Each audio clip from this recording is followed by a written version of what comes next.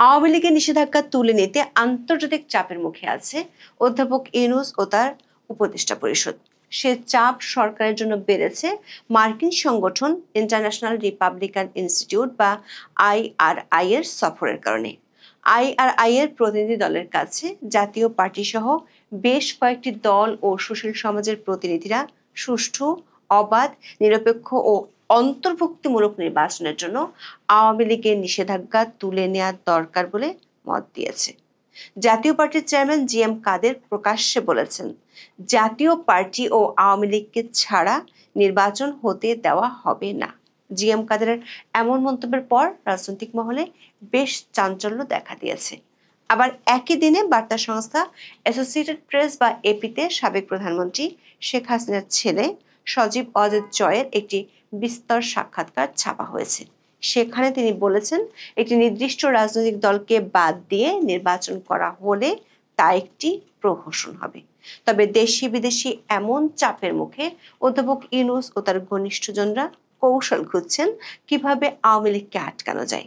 সরকারের একাধিক সূত্র বলছে, আওয়ামী লীগের নিষেধাজ্ঞা তুলে নিতে হলে সরকার তার আগে এমন পরিস্থিতি তৈরি করতে চায় যাতে দলটি কোমর সোজা করে দাঁড়াতে না পারে। সে কৌশল বাস্তবায়নে গণপ্রতিনিধিত্ব আদেশ বা RPO সংশোধনীতে চূড়ান্ত অনুমোদন দিয়েছে উপদেষ্টা পরিষদ। সংশোধনীটিতে আদালত কাউকে পলাতক ঘোষণা করলে তিনি নির্বাচনে প্রার্থী হওয়ার অযোগ্য হবেন, এমন বিধান যুক্ত করা হয়েছে।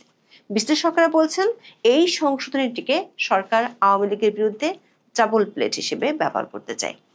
একদিকে আওয়ামী লীগের প্রথম সারির নেতারা পলাতক থেকে নির্বাচন করতে পারবেন না, আবার নির্বাচন করার জন্য দেশে আসলে গ্রেপ্তার হবেন।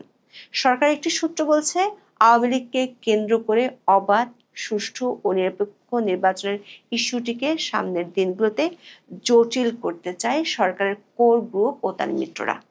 এমন পরিস্থিতি তৈরি করতে চায় যাতে নির্বাচন পিছিয়ে যায়। সে আশঙ্কার কথা এরই মধ্যে প্রকাশ করে ফেলেছেন বিএনপির মহাসচিব মির্জা ফখরুল ইসলাম আলমগীর। প্রশ্ন হলো, একদিকে নির্বাচন পেছানোর শঙ্কা, অন্যদিকে সবার অংশগ্রহণের দাবি, এসব নিয়ে কি হতে যাচ্ছে আগামী নির্বাচনে। চলুন যাওয়া যাক বিশ্লেষণে।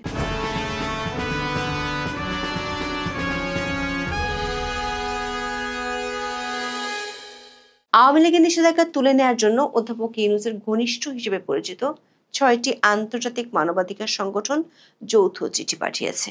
এর আগে থেকে অনেকগুলো বিদেশি রাষ্ট্রদূত বিষয়টি সরকারের নজরে এনেছে। আবার ফেব্রুয়ারির প্রথমার্ধে ত্রয়োদশ জাতীয় সংসদ নির্বাচন অনুষ্ঠিত হবে। সরকার এমন ঘোষণার পর আদৌ নির্বাচনের পরিবেশ আছে কি না তা যাচাইয়ের জন্য বিভিন্ন দেশের প্রভাবশালী সংস্থা বাংলাদেশে আসা শুরু করেছে। বর্তমানে বাংলাদেশে এসে বিভিন্ন দল, সংগঠন ও প্রতিনিধিদের সাথে বৈঠক করছে যুক্তরাষ্ট্রের প্রভাবশালী সংস্থা ইন্টারন্যাশনাল রিপাবলিকান ইনস্টিটিউট বা IRI। বাংলাদেশে এসেছে Netherlands institute for multiparty democracy বা NIMD। আগামী 25 থেকে 31 অক্টোবর যুক্তরাজ্য থেকে বাংলাদেশ সফরে আসবে কমনওয়েলথ সেক্রেটারির পক্ষ থেকে নির্বাচনের সম্ভাব্যতা যাচাইয়ের জন্য একটি দল। দর্শক, IRI এবং কমনওয়েলথ টিমের রিপোর্টের উপর আগামী নির্বাচনে যুক্তরাষ্ট্র, কমনওয়েলথ এবং যুক্তরাজ্যের পর্যবেক্ষক আসা এবং নির্বাচনী সহযোগিতার বিষয়টি চূড়ান্ত হবে। এক কথায় অধ্যাপক ইউনূস যে বিশ্বকে নির্বাচন করে দেখিয়ে দিতে চান, সেটির সফলতা অনেকখানি নির্ভর করছে এর উপর। বাংলাদেশের সফরে আসা এসব বিদেশি সংস্থাগুলো সরকার অনুমোদিত দল ও গোষ্ঠীর সঙ্গে আলোচনার পাশাপাশি তারা সরকারের তোপের মুখে থাকা দলগুলোর সঙ্গেও কথা বলছে। ফলে সরকার একতরফা ভাষ্যের বাইরের তথ্য পাচ্ছে IRI সহ সংগঠনগুলো।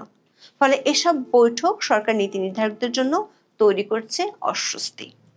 প্রতিনিধি দলের সদস্যরা 21 অক্টোবর যমুনায় প্রধান উপদেষ্টার সঙ্গেও বৈঠক করেন। সেখানেও অন্তর্ভুক্তিমূলক নির্বাচনের বিষয়ে আলোচনা হয়। অধ্যাপক ইউনূস বলেন, বাংলাদেশ একটি শান্তিপূর্ণ ও অন্তর্ভুক্তিমূলক নির্বাচনের পথে রয়েছে। সরকার শান্তিপূর্ণ ও উৎসবমুখর ভোট আয়োজনের বিষয়ে কাজ করছে। তবে সরকারের দাবির অসরতা ধীরে ধীরে পরিষ্কার হয়ে উঠছে IRI এর কাছে। মাঠ পর্যায়ে তাদের পর্যবেক্ষণ যুক্তরাষ্ট্রের নীতিতে কি প্রভাব ফেলবে সেটি বড় প্রশ্ন হয়ে উঠছে। 23 অক্টোবর জাতীয় পার্টির চেয়ারম্যান জিএম কাদেরের সঙ্গে বৈঠক করে যুক্তরাষ্ট্রের আইআরআই প্রতিনিধি দল। সেখানে জাতীয় পার্টির পক্ষ থেকে জানানো হয়, বর্তমান অন্তর্বর্তী সরকার অধীনে জাতীয় নির্বাচন নিরপেক্ষ হবে না। ঢাকার একটি হোটেলে হয় এই বৈঠক। জাতীয় পার্টির দাবি, একটি অন্তর্ভুক্তিমূলক, সুষ্ঠু ও নিরপেক্ষ নির্বাচন না হলে রাজনৈতিক স্থিতিশীল সরকার প্রতিষ্ঠিত হবে না। এতে দেশের দুর্ভিক্ষ এবং গৃহযুদ্ধের মতো পরিস্থিতি সৃষ্টি হতে পারে। এই বৈঠকের আগে কাকরাইলে দলটির কেন্দ্রীয় কার্যালয়ের সামনে সমাবেশ অনুষ্ঠিত হয়। সেখানে জিএম কাদের অন্তর্বর্তী সরকারকে তুলোধুনো করেন, বলেন গৃহযুদ্ধ বাঁধিয়ে দেওয়ার পরিবেশ তৈরি করা হচ্ছে। অশান্তির কোনো নোবেল থাকলে এই সরকারের পাওয়া উচিত। দেশের আইন শৃঙ্খলা কোনো সময় এত খারাপ ছিল না। জিএম কাদের বলেন, আওয়ামী লীগকে যে বাদ দেওয়া হয়েছে এর কোনো অর্থ নেই। আওয়ামী লীগকে আপনি দল হিসেবে বাদ দিতে পারেন না বলে দাবি করেন জিএম কাদের। তিনি বলেন, জাতীয় পার্টিকেও বাদ দেওয়া হয়েছে, আর 3% লোক নিয়ে তারা এখন ইলেকশন করতে যাচ্ছেন। তারা এই ইলেকশন করতে গেলে সেটা কোনো ইলেকশন হবে না। সরকার একটি সূত্র বলছে, অদৃশ্য এক চাপে জাতীয় পার্টিকে সরকার সমাবেশ করতে দিতে বাধ্য হয়েছে। সরকারের একজন নীতি নির্ধারক বলছেন, বিষয়টি খুব রহস্যময়। আওয়ামী লীগ সরকারের পতনের পর থেকে অন্তর্বর্তী সরকারের মিত্র দলগুলোর সহজ টার্গেটে পরিণত হয় জাতীয় পার্টি। ঢাকা সহ সারা দেশে আক্রান্ত হয় জাতীয় পার্টির কার্যালয়। তাদের রাজনৈতিক কর্মকাণ্ডের উপর রয়েছে অলিখিত নিষেধাজ্ঞা। বিশেষ করে ঢাকায় তাদের রাজনৈতিক কার্যালয় একাধিকবার জ্বালিয়ে দেওয়া হয়। গত 5 অক্টোবর কাকরাইলে জাপা কার্যালয়ে হামলা, ভাঙচুর ও অগ্নিসংযোগ করা হয়। সাম্প্রতিক সময় জাতীয় পার্টির সমাবেশে পুলিশি হামলার দৃশ্য দেখা গেছে। সবশেষ কাকরাইলে দলের কার্যালয়ের সামনে 11 অক্টোবর